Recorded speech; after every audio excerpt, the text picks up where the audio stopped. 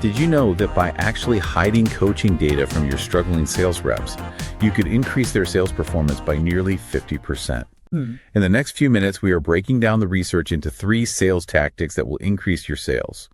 This is Inside Sales Geek, where we translate academic sales research into practical strategies that actually work. Today, we are looking at a really fascinating paper. It's called Artificial Intelligence Coaches for Sales Agents, Caveats and Solutions. It was published in the Journal of Marketing by Sui-Ming Luo and his colleagues.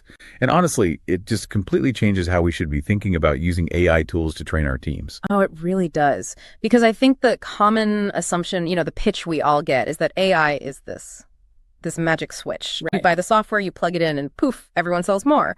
But this study, and it involved real field experiments with fintech companies. So not a lab. Not a lab. Real companies selling personal loans.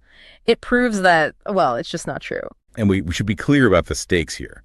These weren't simulations. These were real reps making real calls in a pretty high-pressure environment. Exactly. They were trying to get customers to renew loans or collecting payments. I mean, this is the boiler room. Not a classroom. Not at all. And the researchers, they set up this really interesting comparison between human managers and these AI coaches that analyze, everything, speech, text. So the AI is looking at keywords, emotional tone, closing techniques. Even the silence ratios. How long did the rep pause? It's analyzing everything. So intuitively, you'd think the AI group would just crush it. More data, it's objective, it never gets tired. That's what you'd think, but that is not what happened. Okay. No, the first big aha moment they found was that the impact wasn't a straight line up. It didn't just help everyone a little. It created what they call an inverted U shape when you map it against skill level. An inverted U. Okay, let's unpack that, because usually we're hoping for, a rising tide that lifts all boats. Right. But an inverted U suggests a peak and then some valleys. What's that actually look like on a sales team? It means the AI coaching worked wonders for the middle 60% of your reps, the core of your team. They saw a big jump. Your average performers. Exactly. They took the feedback, they applied it, they got better. But here's the kicker. For the bottom 20%, your rookies, your strugglers, and the top 20%, your stars, the AI barely helped. And in some cases, it actually hurt performance. That is wild. So you spend all this money on a revenue intelligence tool, and your best people and your newest people get, what, 0 benefit? Or worse, it actively distracts them. And if you think about your payroll, your top 20% drives most of your revenue, and the bottom 20% drives most of your turnover costs. Because if the tool fails those 2 groups, you've got a massive ROI problem. A huge one. You're ignoring the 2 most critical parts of your workforce. So our goal today isn't just to talk about cool AI. It's to fix those broken edges of the bell curve. We have to figure out why it's failing the bottom and the top. And I'm guessing the reasons are pretty different. Completely different. The research gives us very specific answers, and the psychology just flips depending on who is getting the data. Okay, let's start with the rookies then. The bottom 20%. This brings us to our first tactic, and it seems completely counterintuitive. It really does. They found that for these bottom-tier agents, the problem was something they called information overload. Information overload. Think about it. These AI tools are so powerful, they analyze everything. Tone, pitch, keywords, you name it. The AI is almost too good. So it's finding every single mistake these new reps are making. Every single one. Okay, so picture this scenario. You're 2 weeks into the job. You're already nervous. Yeah. You get an email at 9 a.m. from your digital coach, and it lists like 15 things you did wrong yesterday. You spoke too fast. You missed the upsell. You didn't show empathy. You interrupted the client. It's paralyzing. I mean, the cognitive load is just immense. They can't process it, so they shut down. They don't know where to start. So they do nothing. Or they try to fix everything at once and just fail at all of it. That's a perfect analogy. It's like learning to play golf and having a coach just yell everything at you at once. Your grip, your stance, your backswing. You're just going to miss the ball. You're going to miss the ball. And this is where that more data is better idea really hurts us. For a novice, big data is a big problem. So what's the solution? Did they just turn the AI off for the new people? No, they did something much smarter in the next experiment. They redesigned the AI just for them. They restricted the feedback. Restricted. So they purposefully hid information that the AI found. Yes. Instead of showing the rep all 10 or 15 mistakes, the AI just calculated the one specific fix that would give them the biggest boost. And it hid the rest. It hit everything else. It just said, focus on this one thing today. Maybe it was just shorten your opening or ask for the close after the second objection. Just one thing. That's the less is more protocol. It feels risky, though, as a manager to say, I know you're making 10 mistakes, but I'm only telling you about one. So what happened? Performance skyrocketed. The group with the restricted feedback saw their purchase rate increase by about 4.6 percentage points. Now, 4.6%, that might not sound huge on its own. Right, but you have to look at the baseline. In these cold calling worlds, conversion rates are low, single digits. So a 4.6 percentage point jump was a relative improvement of roughly 50%. A 50% jump.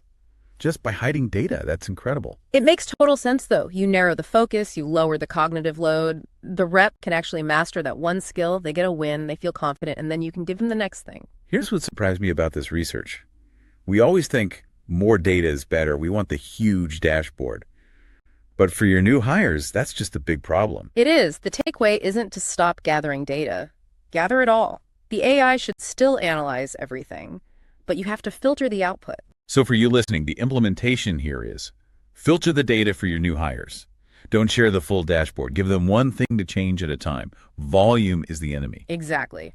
But now let's flip to the other end, the top 20%. The stars. They didn't have information overload. Right. These are your veterans. They can handle a lot of information. So why didn't the AI help them? The researchers have a great term for it, algorithm aversion. Algorithm aversion. I love that.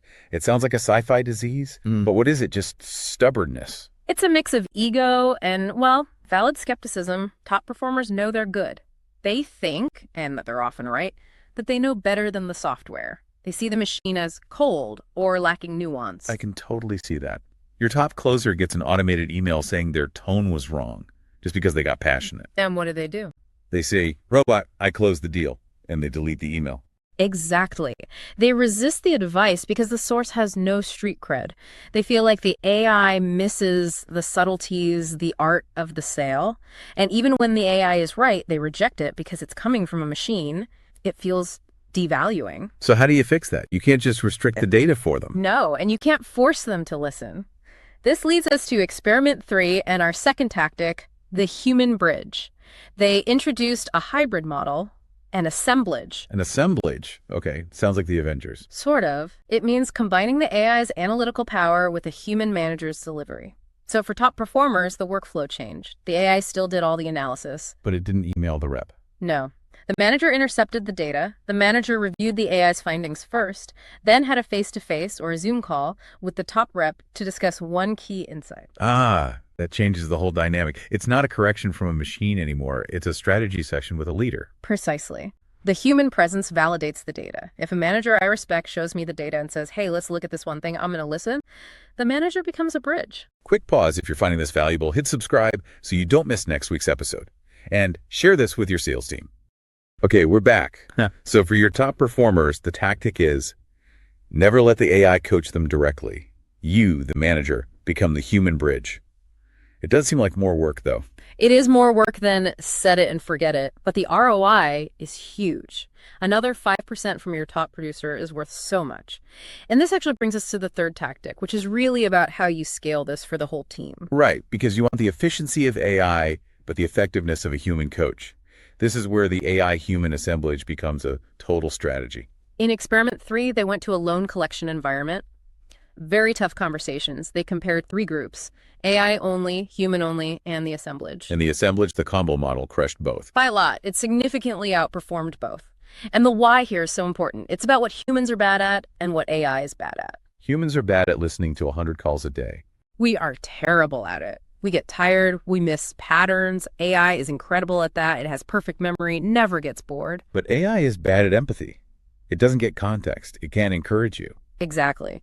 AI has the hard skills data processing.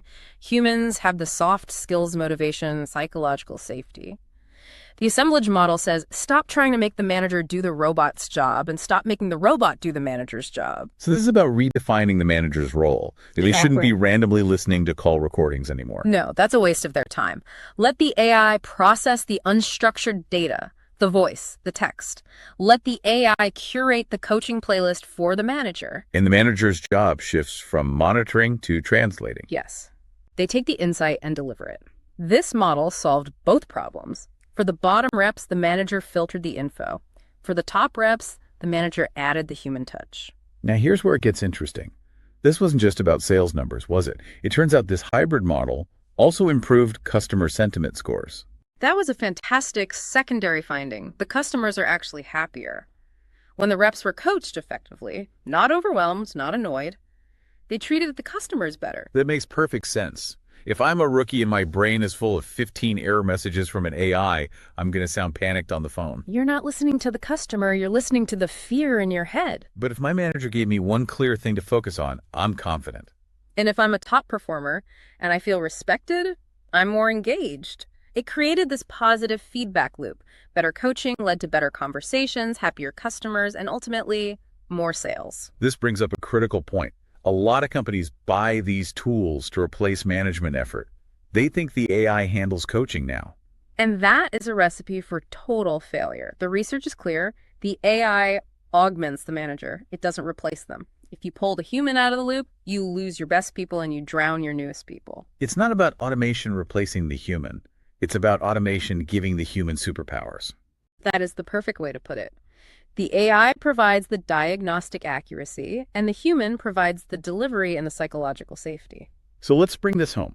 This study really dismantles that one-size-fits-all approach to sales tech. It proves that if you treat your top salesperson the same way you treat your intern with AI data, you will fail them both. You have to segment your coaching strategy. Let's recap the 3 tactics you can implement tomorrow. Number 1. For bottom performers, implement restricted feedback. Configure your tools to hide 90% of the data. Show them only the single most impactful fix to prevent that information overload. Number 2. For top performers, use the human bridge.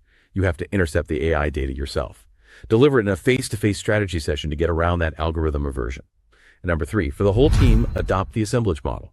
Let the AI do the heavy lifting, the analysis, but make sure a human manager is the one delivering the empathy and the coaching. Pick one to test with your team this week. Track your results. Then implement the next one. This has been Inside Sales Geek, translating academic research into wins for your team.